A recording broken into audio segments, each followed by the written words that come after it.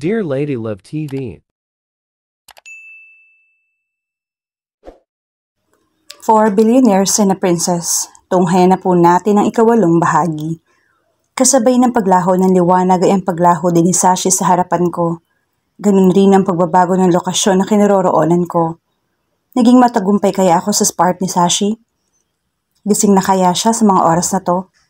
Hindi ko lubos maisip na magagawa kong halikan si Sashi. So ganun ba dapat yung gawin? Kailangan ko silang isa-isahing halikan? Nangangatog man yung tuhod ko sa ideya, kinakailangan ko pa ding magpatuloy. Hanggang sa may bigla na lang sumigaw at nagpaalala sa akin na nasa panibagong fake world na naman ako. Ayoko na, sukang-suka na ako. Can't you see na hindi ko talaga kaya magpinta? Ang sigaw na yon ay nagmula kay Alex na inihagis ang paint tools sa paligid. Ngunit papaanong naging ako ang modelo?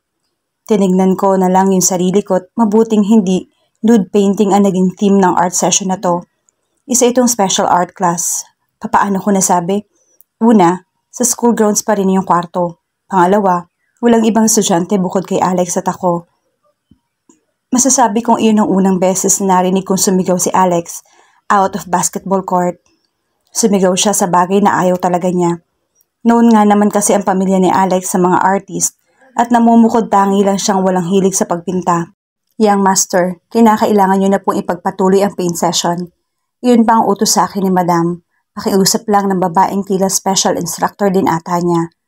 Ilang beses ko ba kailangan ipagsigawan na ayaw ko magpinta? Bingi ka ba? Sagot lang ni Alex. Narinig ko po kayo, young master, at ginagawa ko lang din po yung trabaho ko. Ginagawa mo yung trabaho mo? Kung ganon, inuutusan kita na umalis. Ngayon din. Halos magtimpi na sa galit na utos ni Alex. Patawad, young master, pero ang susundin ko lang ay ang utos ni Madam. Sagot naman ng instructor. Talagang hilig mo sumuway? Galit na tanong ni Alex. Nakayuko lang yung instructor at walang imik ng dala na yata ang sobrang inis ni Alex ay pinagsisipan nito ang mga paint tools sa paligid. Matapos ay huminto siya sa harapan ko at panandalian kaming nagkatitigan hanggang sa bigla na lang niya akong hinila papalabas ng kwarto. Pagkalabas naman namin, mabilis niyang binitawan ng braso ko at hinagisan ako ng panyo. Pasensya na, nadamay ka pa. Sambit na lang niya sabay alis. Napaka-gentleman talaga ni Alex kahit sa fake world na to. Hindi ko pa rin maiwasang hindi kiligin sa actions niya. Pagkatingin ko sa glass window, ay nakita ko na dungisan ng pintura ang pisngi ko. Kaya naman pala ako binigyan ni Alex ng panyo. Of course, panyo niya to. Nakakalokang kinikilig pa akong ipinunas ang panyong kaamoy ni Alex sa pisngi ko. Nakakapanlumo naman kasi si Alex sa pagiging gentleman niya. Hindi na nakapagtataka kung bakit pinapantasya talaga siya dito sa school kahit hindi siya ang basketball captain. Taman-tama na paalis na ako nang bigla ko namang nakabungguan ng instructor ni Alex. Sumusubok na namang humabol sa kanya. Ayos lang po kayo? Tanong ko pagkapatayo sa instructor ni Alex. Salamat. Ang tangi lang nitong sagot sa akin at matapos pagpaga ng sarili ay dali-dali na itong sumunod sa direksyong nilalakaran ni Alex. Paalis na din na sana ako nang mapansin ko ang isang yellow-brown envelope sa sahig. And since hindi ko naman alam kung kanino to, dahil sa wala ni kahit anong nakasulat sa likod ng sobre, na-curious akong buksan yon. Laman ng sobre ang isang ticket at invitation sa isang exhibit na gaganapin sa isang museo. Panigurado ang ticket na to at invitation ay pagmamayari ng instructor ni Alex. Pero dahil kailangan kong makalapit pa kay Alex, ay kailangan kong gamitin to. A-attend ako ng exhibit. Oh my gosh, party? Ano naman ang susuot ko? Muli kong hinalungkat yung sobre at hindi nga ako nagkamali. Nakalakip ng ticket at invitation ay meron ding gift check para sa mga kakailanganing party like dress and makeup. Then everything is settled. Kaya naman pagdating ng ikalawang gabi ay kabado akong umattend sa party. Pero more likely, exhibit party ata ito ng mga prominenteng tao. Ang host ng party na to ay ang pamilya nila Alex, ang mga ilustre. Sila naman kasi yung kilalang pamilya pagdating sa larangan ng pagpinta. Pagdating ko sa loob ay agad ko ding nagawang mabagot.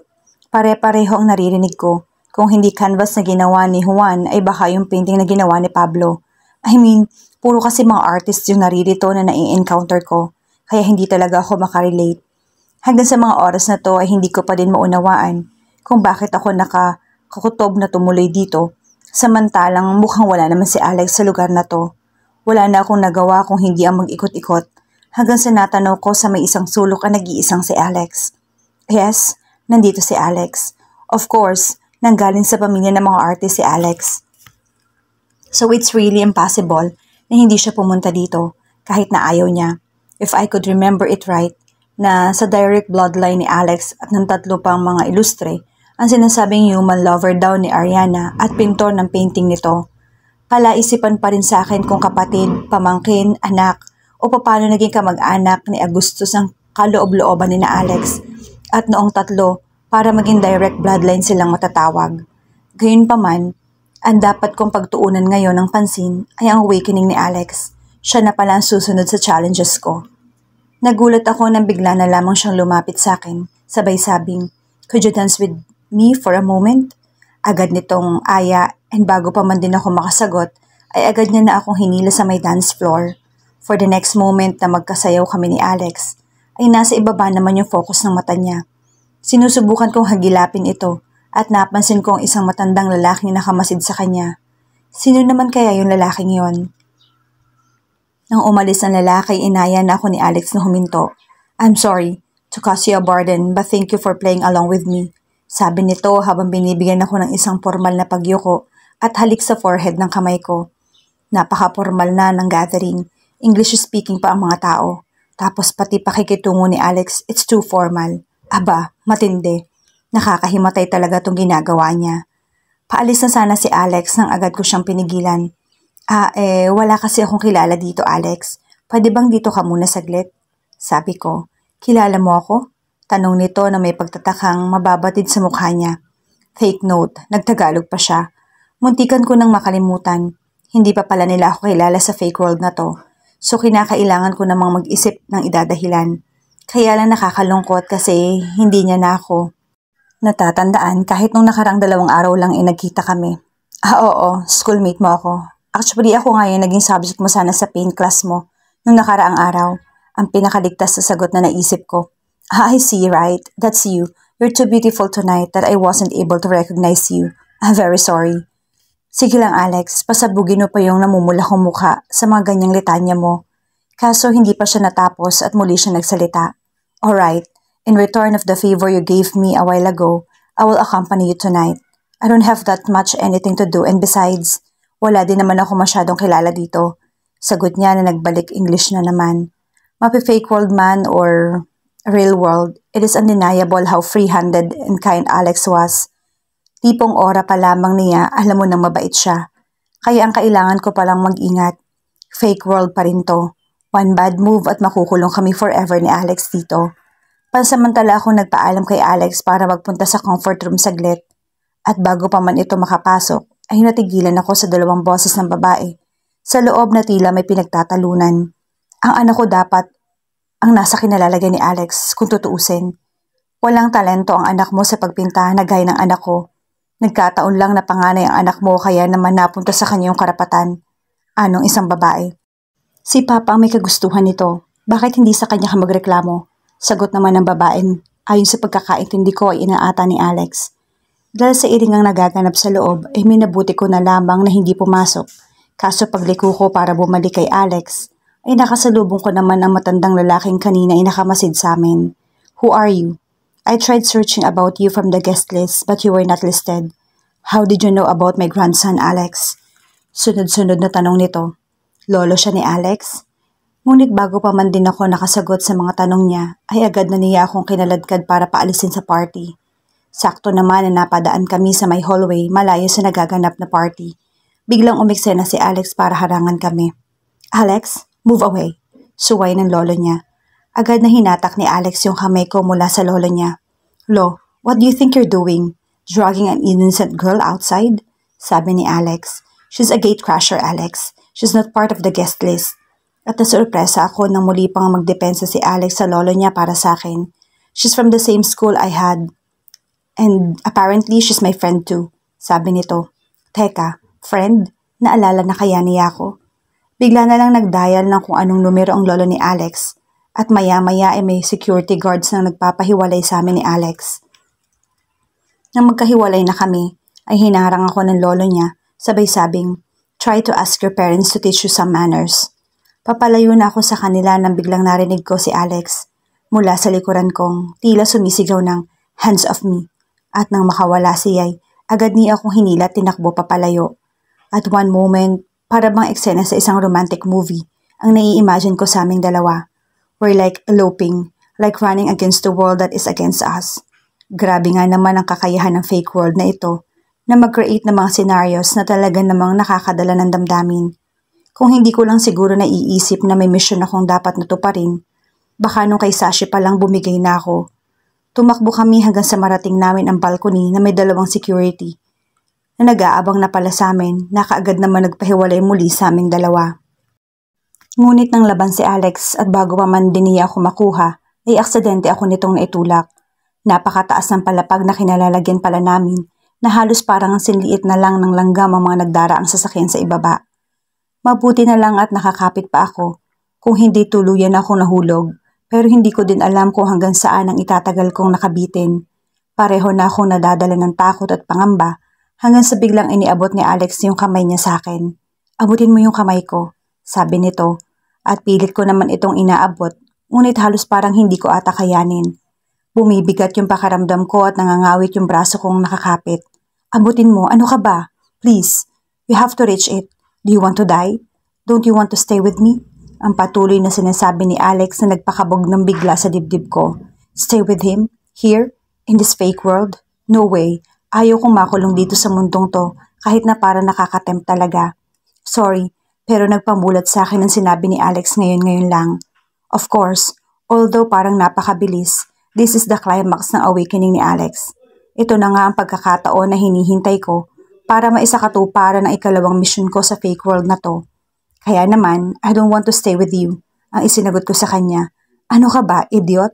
Abutin mo yung kamay ko," sigaw niya. Inipon ko ang buong lakas ng katawan ko para maabot ang kamay niya. Ngunit hindi para mailigtas niya ako. Ginawa ko ito upang hilahin siya at kasama ko mahulog pagkasabi kong, "Because this isn't the place we both belong. Hell, we're gonna die," sigaw ni Alex habang bumabagsak kami mula sa balcony. Agad kong hinawakan yung mukha ni Alex para iharap sa akin. "You have to wake up, Alex. I need you to wake up in the real world." "Ano bang pinagsasasabi mo, mamamatay?" But before Alex could say something more, ay bigla kong hinalikan ang labi niya. "Now, let the kiss do the trick. If this is the climax of Alex's awakening, ay hindi kami mamamatay sa fake world na to. Mabubuhay kami pareho, and Alex will finally be awakened. He has already proven na isa siya sa mga sentries ko, the moment he stand against his grandfather, to save me, kahit pakakilala pa nilang niya sa akin, and kanina sa balcony, bago kami mahulog, kitang-kita ko sa mata niya na ayaw niya akong mamatay. It's so genuine. Alex wanted to save me not because I am the Ariana princess, but because I am a girl, a poor damsel. Gaya na nangyari sa amin ni Sashi, nag-create din ng liwanag sa pagitan namin ni Alex nang halikan ko siya, and as I parted my lips from him, "I'll see you soon, Alex," sabi ko bago siya tuluyan naglaho sa paningin ko kasabay ng liwanag. Kaso bakit ganito? Bigla na lang nawala akong makita. Don't tell me bulag ako dito sa susunod na awakening. Nasagot lang ang mga pagtataka ko nang marinig ko ang hagulhol ng babaeng parang malapit lang na nagpa-realize sa akin na hindi ako bulag kung hindi nakakapiring lang. Tatanggalin ko na sana itong napansin kong nakatali naman ng pagkahigpit-higpit sa kamay ko. Doon lang sumagi sa isip ko na makiduwit ng sigaw at hagulhol sa ibang babaeng naririnig ko. "Tulong, pakawalan niyo ako. Paano ako napunta dito?" Ang paulit-ulit kong isinisigaw. Nairita na ata ang kung sinong lalaking lumapit sa akin at sinampal ako ng pagkalakas-lakas. Ngunit kung gaano kasama yung ugali nito, ay ganun din ang hininga niyang amoy bulok na chiko dahil alak ang masagsasalita ito. "Hoy, ikaw, huwag ka masyadong maingay. Hindi ka naman ginagahasa. Mamaya pa kay boss," sagot nito na nagbigay sa akin ng matinding kaba. Ibig sabihin, ang mga humahagulhol sa tinig ng mga babaeng nasa paligid ko ay nire-rape? Nanginginig ako habang napapaisip sa kinalalagyan ko. Hindi ko din mapigilang umiyak dahil sa maaaring mangyari rin ang ginagawa nila sa akin at dun daw sa boss nila. Bigla na lang may kamay na humawak sa braso ko at dinala ako sa ibang lugar malayo sa ingay ng mga babaeng humahagulhol. Pinaupo ako sa isang papag at dahil sa nag-iingay ako, inilagyan nila ng duct tape yung bibig ko. Puros mga lalaking nagtatawanan yung naririnig ko at maya-maya pa'y narinig kong binati nila yung sinasabihan nila ng boss. Boss, eto, virgin pa yan, panalong panalo. Tiba-tiba ka dyan, boss. Ang sabi ng isang lalaking may basag na boses. Sige, iwan nyo na kami, sagot ng boss nila. Napaisip akong bigla sa pamilyar na boses niya. Pagkasara ng pinto, agad kong narinig ang lakad niyang papalapit sa akin. Naramdaman ko na lang ang hininga niya sa may kaliwang tenga ko habang bumubulong-bulong sa akin. Ano ginagawa mo dito? Paano ka nakalagay sa ganyang sitwasyon? Bakit mo hinayaan to? Ang sunod-sunod niyang tanong. Hindi ko talaga maiwasang hindi isipin kung kanino ko narinig ang boses niya. Tinanggal no lalaki yung blindfold ko at nasurpresa ako nang makita kong ang boss nila at ang lalaking gagahasa daw sa akin ay si Sky. Ngunit napansin kong parang malungkot ang mga mata niya. Hindi napigilan ng mga mata kong umiyak sapagkat nakita ko si Sky. Dapat ko ba talagang gawin to? Pagod na ako sa pagre-rebelde sa magulang ko. Pagod na ako nakikisama sa mga hangal na lalaking yon. Pagod na ako nakikita ang dating leader namin na gumagamit ng katawan ng babaeng nasisira ang buhay sa pangmumolestya ng ganito. Pagkasabi ni Sky nooy, hinaplos nito ang buhok ko. Tapos heto ako, ang bagong leader nila na dadaan sa isang initiation para mapatunayan ang pagiging pinuno ko. Gagawin ko ang isang bagay na sisira, hindi lang sa pagkatao ko kundi maski sa buhay mo. Seryosong dugtong niya. Kilala kaya ako ni Sky? Malamang baka katulad ni Sashi at Alex ay hindi din niya ako matandaan. Sumunod na tinanggal ni Sky yung duct tape at saka niya tinanggal yung tali ng kamay ko. Matapos nito ay binigyan niya ako ng glue at gunting. Ano gagawin ko dito? Dugtong ko. Pour that glue into your body and then use the scissor para magmukhang pinunit yung damit mo. So in that way, magmumukhang ni-rape ka. Use the back door para makatakas ka and make sure that walang makakaalam ng kahit anong tungkol dito. Kundi ako mismo maghahanap sa iyo and once I found you, I'll send you to hell. Kung ganun, hindi mo ako nire-rape? Bakit gusto mo? Wrong question. Napaisip tuloy ako ng idudugtong. Hindi naman. What I mean is, thank you, Sky. Sabi ko na lamang.